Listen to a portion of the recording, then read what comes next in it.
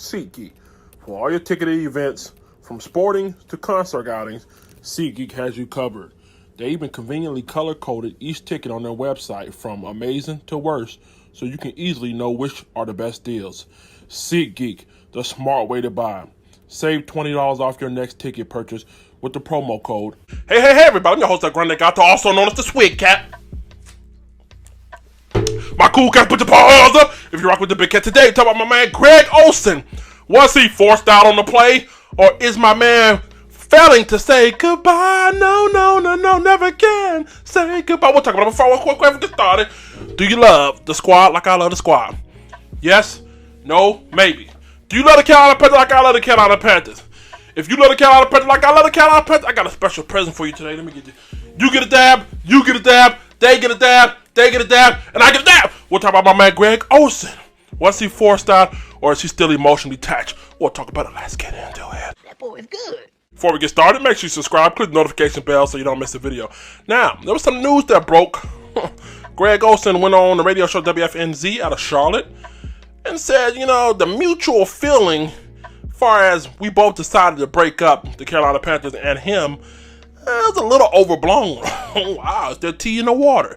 I think there's a little tea. Look up on your screen right here. You'll see the statement that he made on WFNZ, and I quote, "I told them all along that if they wanted me back, obviously I would have been back. The mutual parting might have been a little overblown. The reality was they weren't going to bring me back. I understood it, but I didn't force my way out of here."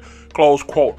Now, that kind of answers the question where a lot of you guys were like, was he not happy with the rebuild, or, you know what I mean? What was it? Was it the new coach? Was it the scheme system? No. He said he wanted to be here. He was willing to adjust. So if you look up on your screen right here, another statement that he made to the Charlotte Observer. Let's pull it up real quick. Apparently, the narrative got oversold, according to Greg Olsen. He told the Charlotte Observer that he wanted to stick around if the Panthers would have him. And he admitted his pride was hurt by his release. And I quote, "I never said I didn't want to be a part of whatever the future direction they were going. It just wasn't meant to be. It wasn't in their plans. I don't want to rush into a hasty decision because my pride was hurt." Close quote. Wow. It takes a strong man to say when your pride is hurt. And it takes an even stronger man to say it publicly. Okay, man, so what we got here is a common case of love don't live here anymore. Just a vacancy. Yeah, that's what it was, man. For whatever reason, they felt like Greg Olsen, it was time for him to move on. A lot of you guys are saying he's old, he's injury prone, yada, yada, yada.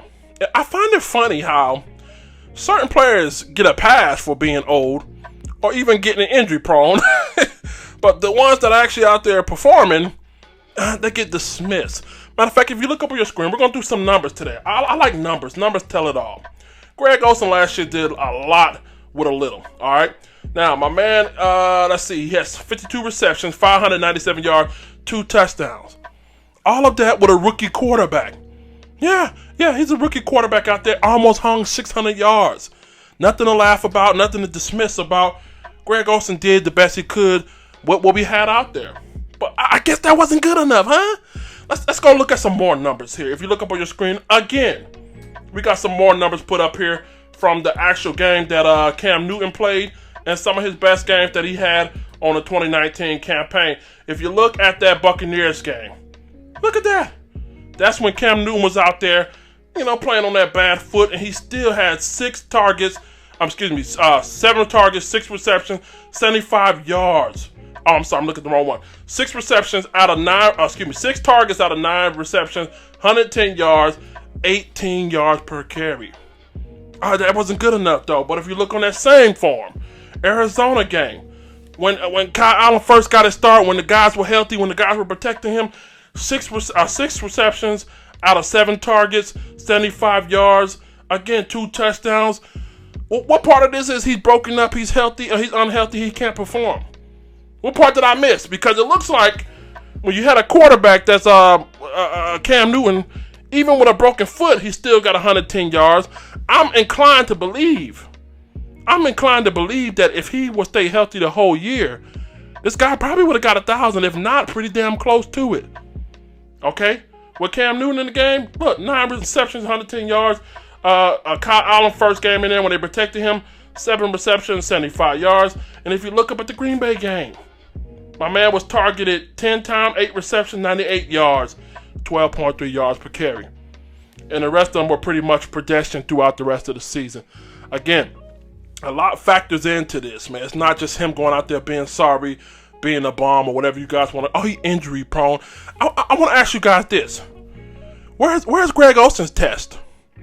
Where's his on the field tryout? Or to see if he still got it? Because I guarantee you he'll crush it. Now, listen. I don't want to get too emotional because I'm starting to feel myself get that way. But again, he's not no young tender chicken either. But you could tell with his drive and his ambition and his athleticism, he hung up 600 yards. I mean, with a broken up quarterback playing for the first 2 games, with a baby rookie the rest of the way, with a shitty offensive line most of the time, almost hung 600 yards. What part of that is, we're ready to move on? I don't get it, man. Where's his just due? Where's his workout? Where's his tryout at? Where's his aptitude test at so we can see if he still got it? Nah. How do you guys feel about this? Is this kind of... Listen, I honestly believe that what happened was, and this is my assumption, I can't verify this. I honestly believe they told Greg Olsen to make a choice on this fucking media deal.